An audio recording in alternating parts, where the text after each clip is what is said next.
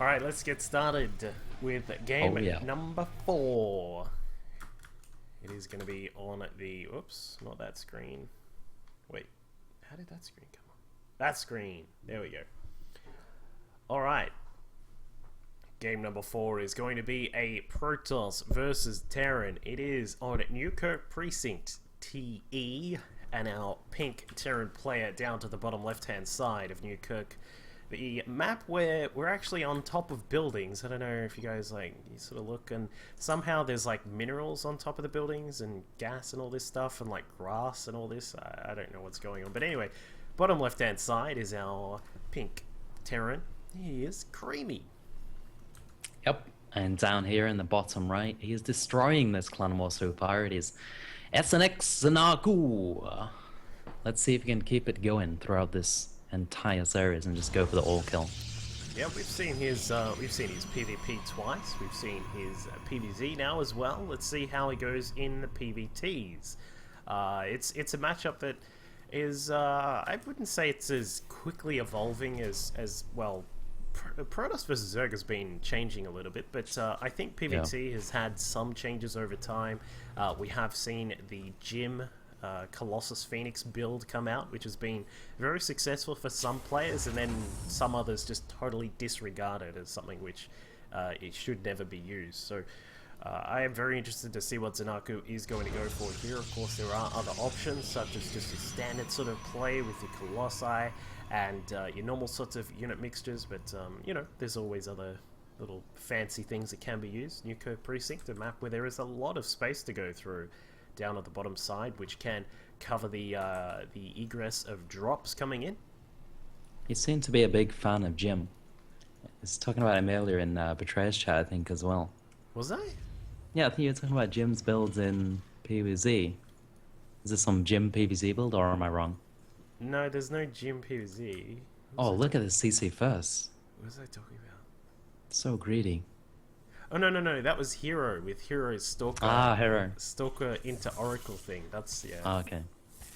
But, yeah, we do get a CC first coming out from Creamy, wanting to play a little bit of a balls-to-the-wall economic style here. We'll see how Zanaku is going to deal with this. Some people, back in the day, I don't know if anyone remembers this, on Entomb Valley, there was a particular Protoss player who sent across like 4 probes and a zealot with his first across to his opponent when he went for CC first. I wonder if anyone post in the chat if you remember that game. I'm not going to mention who it was, but it was a GSL game. It was a GSL game. I'll give you that. But it was it was quite an interesting counter. No, it wasn't Oz.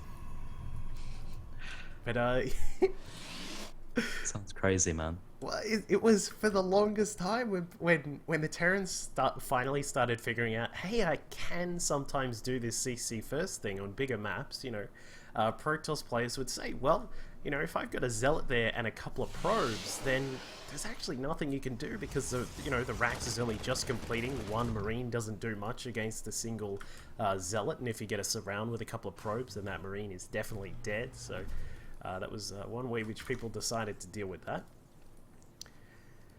But so it's super fast Nexus from Zanaku as well, so both players, they're just going for Econ, man. And Creamy gonna lift this bad boy up and drop it to the natural. Gonna throw down some mules as well. There goes down the mule, gonna get himself some nice economy there. And going for 3 barracks behind it as well, so a lot of Marines gonna be coming out for Creamy. Kind of reminds me of Kawhi Rice when we was casting him in the MGG tournament. It's, yeah, just a nice economic play, gives you a bit of safety when you go for 3 racks. Some people will skip the 3rd and just stick with 2, but a lot of the time you will see 3 as a very safe way to play. But the gases finally go down for Creamy as well, as he gets prepared to move into the, well, sort of the early into the early mid-game of this TVP.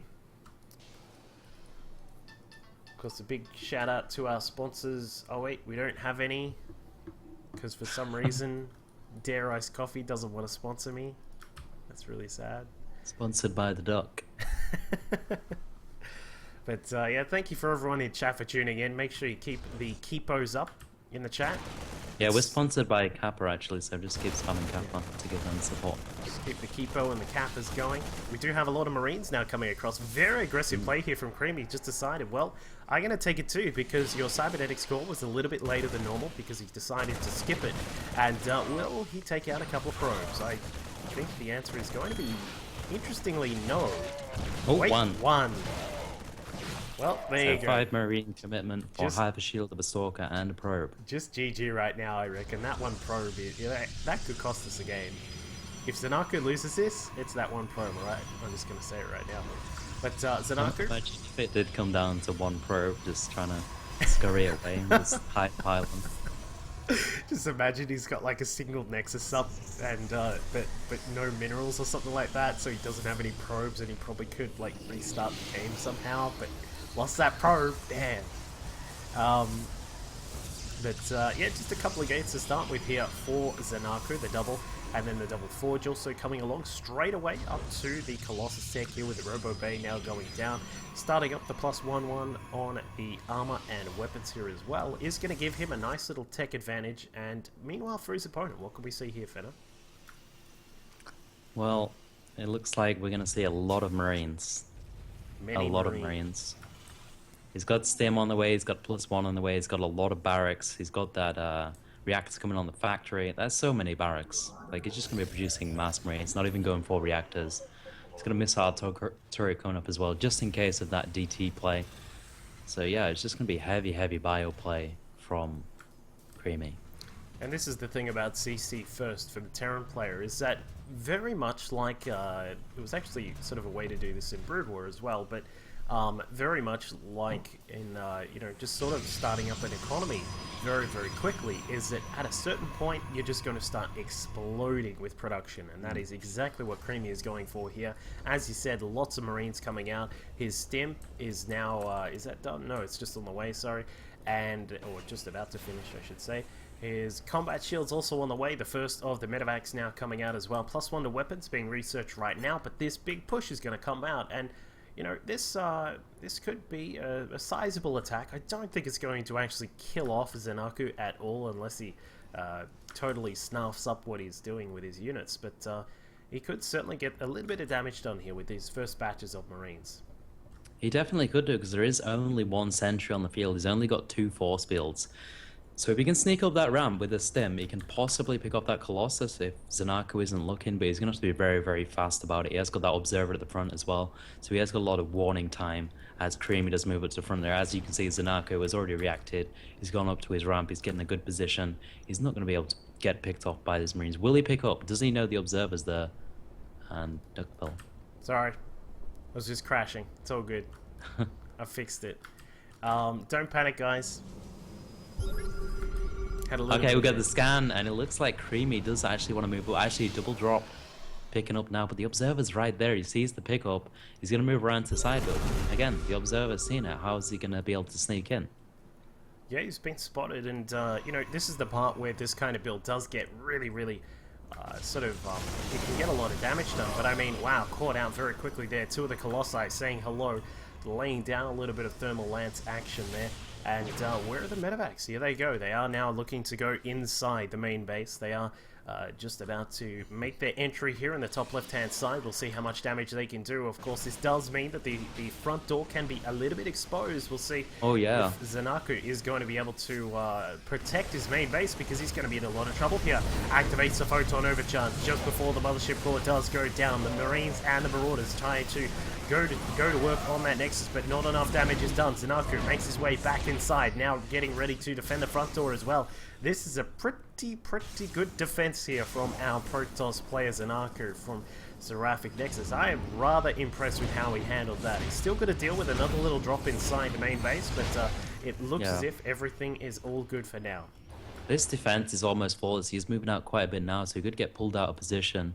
But it's basically 0 damage done in the main. He lost a full group of units for Creamy. There's a bunch more units being lost at the front. He lost a couple more at the front earlier as well. It's just not going too well for Creamy right now. He's lost a lot of units. He's only got 22 Marines and 8 Marauders left. And there's already 3 Colossi out, so they're going to be able to shred through those bio numbers. And I think Creamy's going to have to start doing some really good multi-prong attacks to be able to get back into this game. Yeah, we can see that he did have his rally points set across to just outside the natural of Zanaku, but Zanaku was easily carving up quite a lot of the units as they made their conga line across. But now we can see Creamy's got himself back together again. He's going to be setting up. He's got his third base here and is starting to mine that one up right now. Some SCVs transferring across. 65 SCVs are out for our Terran player.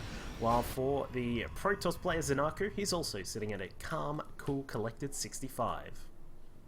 Yeah, and the great thing about Zanaku is he's got an observer sat over the arm. The observers are working out so great for him this game. He's got one at the bottom left of his base as well, so drops can't sneak in. He had that one at the front, which told him everything that was going on, what Creamy was doing. And it just allows him to move his army around into the best positions possible. It allows drops to not sneak in and do a lot of damage. And you can just keep building up this death ball whilst he uses those observers to have great army positioning. Yeah, just really, really solid kind of... Oh, the SCV pull from Creamy. This is a massive SCV pull. Every single SCV is being pulled, and he's just going to go all in on this. How many SCVs is that? Let's have a look. We've got 66. Oh my god. Well, it's about to get crazy out here. Now, we do have 3 Colossi. The Storm Tech is on the way. Is it going to be in time? That is the big question here. But even bigger question, are there any Templar out? I don't think... No. We don't have any Templar. So it's just going to be mainly relying on these 3 Colossi here. So Creamy going to come across to the side. Stalker's blinking across to deal with the Vikings. So many SCVs now coming forward, trying to soak up some of the damage. Slowly, started stepping his way back is Zanaku. Will he be able to salvage this? It is looking very, very troublesome for him. He's having a hard time. The Vikings are now cutting down the Colossi. The Stalkers are doing their best, but will it be enough? Creamy has pulled it all, and perhaps he has been able to stop this Juggernaut who has been carving a line through Team Ecko Esports. The SCVs, the Marauders, and the Marines now coming towards the front door, and that could be it here for Zanaku as he has gone through a 3-game streak. He has some Stalkers down at the back. He's trying to do what he can with these guys, perhaps with some wonderful micro. He might be able to pull something out, but I highly doubt that is going to happen as some units are still inside the main base. These guys were unfortunately not a part of any of that battle. Some Templar down on the ground looking at trying to accumulate some energy, but I'm not sure if it's going to be the best of work ethics there from them. He's trying to hold on. He has taken down most of the SCVs, but this army from Creamy is looking very, very dangerous. He has actually warped some high Templars on the left here, so if he can get those storms off, I think he can defend this third base. There are a lot of mules down for Creamy, though. He's still got a lot of production behind those mules, and all of the production from Zanaku going down. He needs the best storms ever right now to be able to defend this. He needs to start rebuilding some production as well, I think. He needs to start having some way of warping in units after all of this goes down, otherwise it's going to be completely reliant on the storms of the High Templars. The factory just goes down, is going to go down. And yeah, he's got like 5 storms, I think, so that's a pretty stormable army though. You can kill a lot of units with a good storm. Yeah, this is going to be very reliant on a couple of good storms and also good positioning here if he is going to salvage this. Creamy is going to try and take advantage of this by just making his way back, I think, with some of his units here in the medevacs, while the rest of the army is now looking to threaten back down at the natural base here. The Marauders and a single Viking down on the ground trying to do some damage to the mineral line at the third. What is Zanaku going to do right here? He's got his Templar, they're all prepared. The Stalkers are there as well. A few Zealots to tank, and he has built up another Nexus across. He's being so patient, but this is it. He needs the great storms. It's good positioning by Creamy. They're great control, but I think he's got enough army to get through this. Storm's going down again. Marauders going down, but there's too much for Creamy. It looks like he's going to be able to break through this army. Just Stalkers left, just the Archons morphing, and Creamy's going to break through. The SCV pull doing it for him in this game, and I don't think there's any way for Zanaku to come back now. There's 33 supply to 101. He has got those Nexus on the other side of the map, but he's got 0 production left. Yeah, it's basically done here for Zanaku. I mean, he's got a couple of units out, but you know, you can't really win with this. He agrees. A GG coming out from Zanaku here. Creamy takes the game back for Team Ecko Esports. Wonderfully done with that SCV pull, I think. If that was a second later, maybe if that was like 30 seconds later, game probably would have gone the other way. We would have seen some Templar. There might have been just enough Storm coming out as well, and it definitely could have turned around the other way. But I think he was just in the nick of time getting that SCV pull coming out there. That was so crazy, man. Reminds me of Bit by Bit from the early PSL days. That's literally every single SCV. It's like, screw it. Screw it. I'm going all in.